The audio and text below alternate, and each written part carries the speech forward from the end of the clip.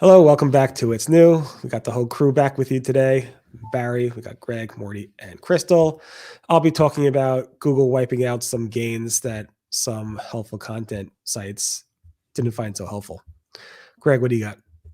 No, you don't have double vision. Yes, double-digit site links were seen in Google Ads. And Crystal? Got an e-card, but not for your birthday. And Morty. Searchers say tradition be damned.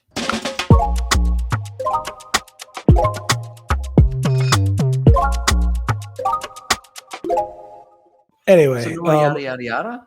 I can bring back. We'll see what people say. We'll go by the comments. If you YouTuber comments like the yada yada yada, we'll stick with the yada yadas. But let us know which one you like better in the comments, and we'll go with that. Anyway, Google. Another post about Google and ranking volatility. This one is a little bit different. That I'm not sharing the charts. I'm just sharing what people are saying. And what people are saying is that a lot of those who saw some gains from the helpful content, from August 2024 update related to their helpful content site that was hit in September, those gains they saw with that August core update have somewhat been wiped out or completely been wiped out. There's lots of people posting about this. This is across not just the famous ones, the Retro Dodo and the other websites out there.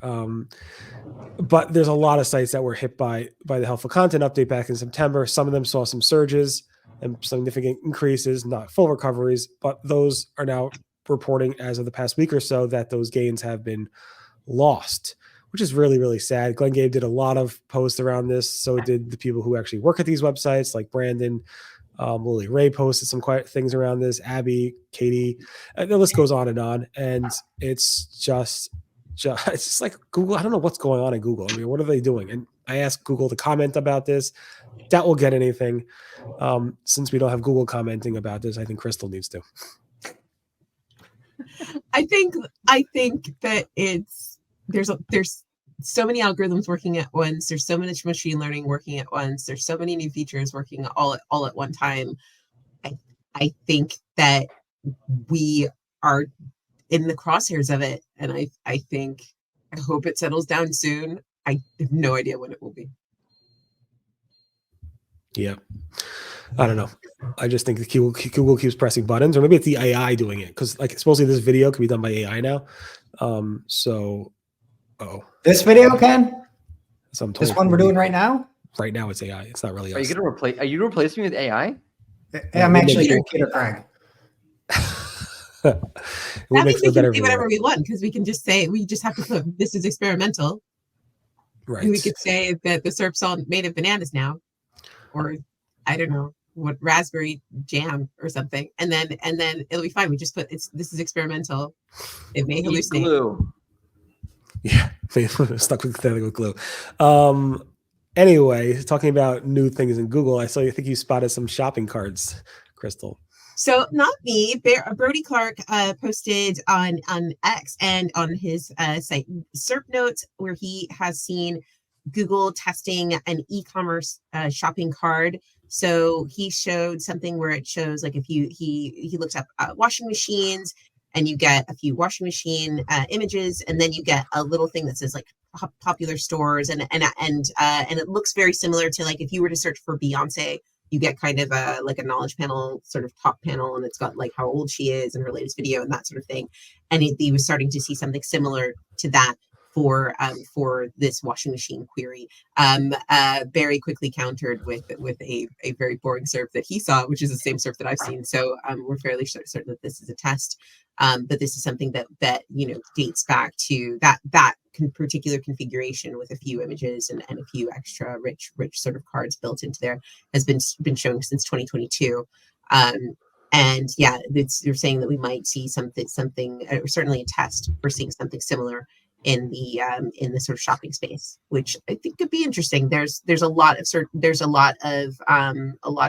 things to click there, so it could change click-through rates for the top results. So if you are seeing some volatility there in your click-through rate, that could be because of one of these tests.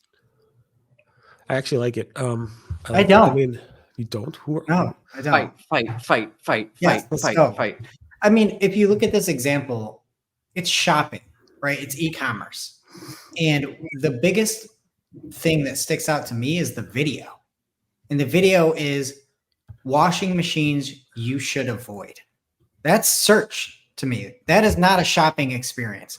If I were making this, what I would do is I'd say, let's have categories. Let's try to bring people into Google Shopping. Let's get people off the SERPs into Google Shopping. Maybe we have a link for top load, front load, side by side, dual. Like I just feel like this isn't really a shopping experience. It's sort of shopping mixed with organic.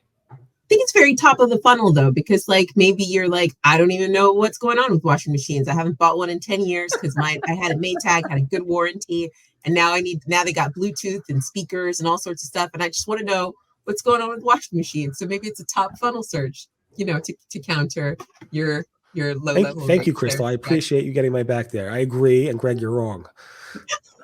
When people are shopping, they want to filter. They want to get to like sort by price, sort by type. They don't want to see videos and things of that nature. You're not Who's got the shopping data? yet. Oh, does Greg have the data on search behavior, or does Google have the data on search behavior? I have the data. It's in my head.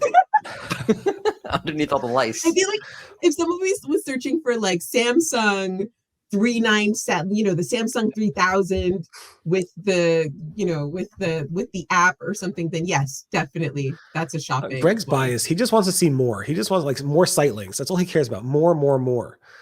Yes, I want to see more ads actually in my shopping. Yes, that's secretly the case.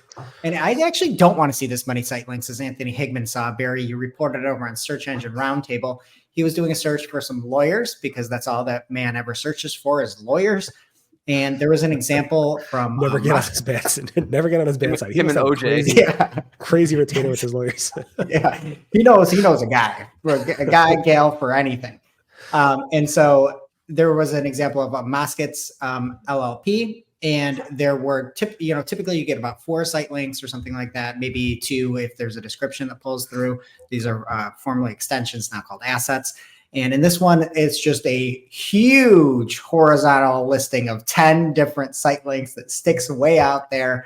And Anthony had shared it, and apparently Ginny had said this was a bug. So if you see that, it's not a feature. That one is a bug. And you're upset about it because you want more. No, I don't care about that. That's fine. I like shopping. I shop don't a want lot. to see anything about washing machines other than buying them. That's all Greg cares about.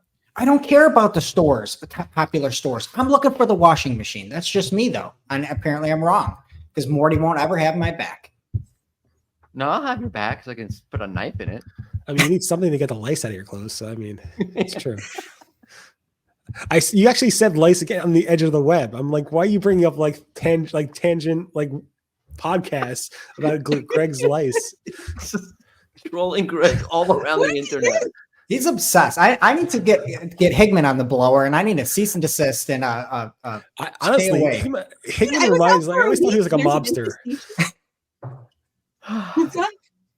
I always thought Higman was like a part of the mob, but he also has lawyers on his back. So I don't want to mess with the guy. So, but yeah, Greg had a little case of lice, or supposedly. Yeah. No, I did not. I am just busy, and I get into this at 8:45, and I just see how disheveled I am. So now I use gel and I use hairspray, and I'm A-okay, and I'm never touching my head again, Morty.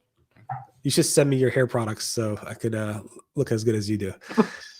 I want to see Barry, those like Head and Shoulder commercial guys like throwing his hair around. Wavy hair, floaty.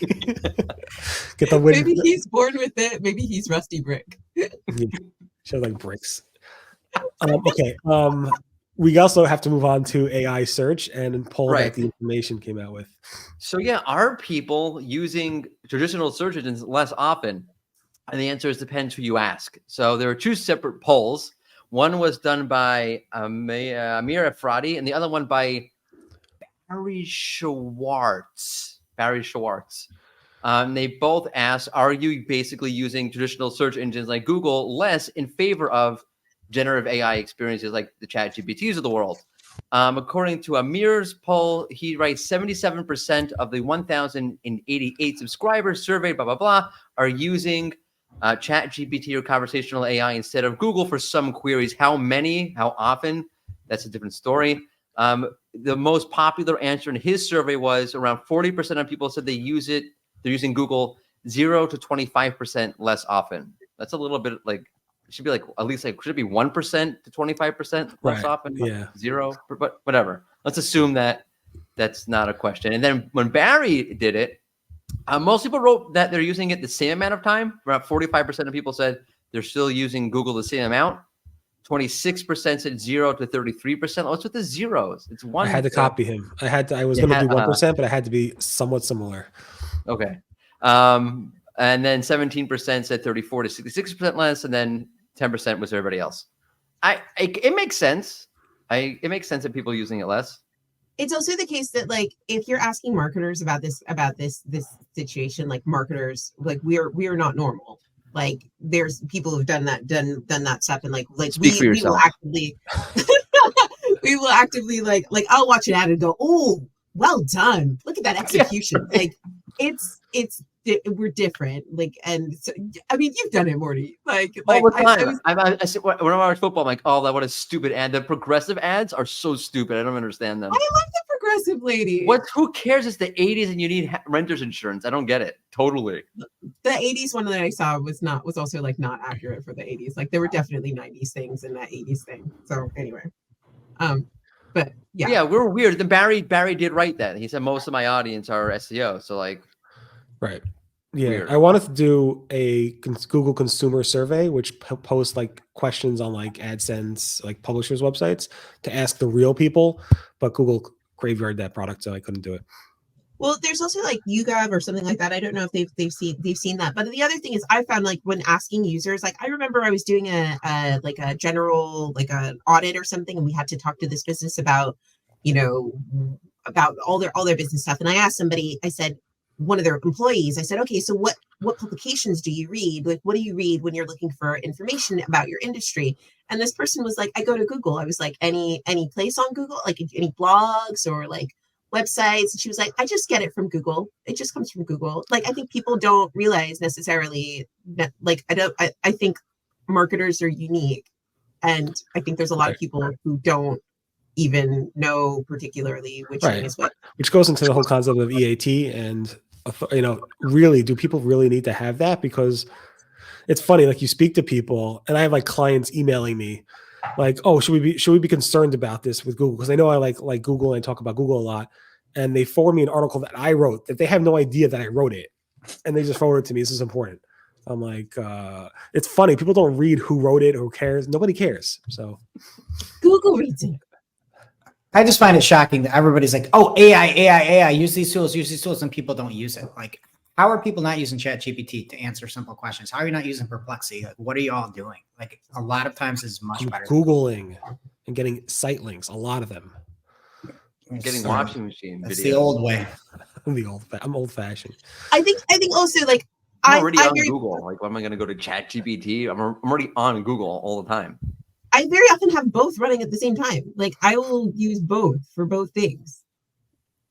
Like, because ChatGPT doesn't always have links, and Google does have links for when I need a thing. But like ChatGPT will sometimes you can ask it like a really dumb question. If you're like, I don't know what this is called, it's this, like, and you can get to the things that you can actually do a search. Yeah, then you're not part of the 45%. That's my point. Yeah, I don't know. Anyway, it's a good place to end right here, being part of the 45% or not. Everyone have a great day. We're back tomorrow for more. It's new. Bye-bye. Bye.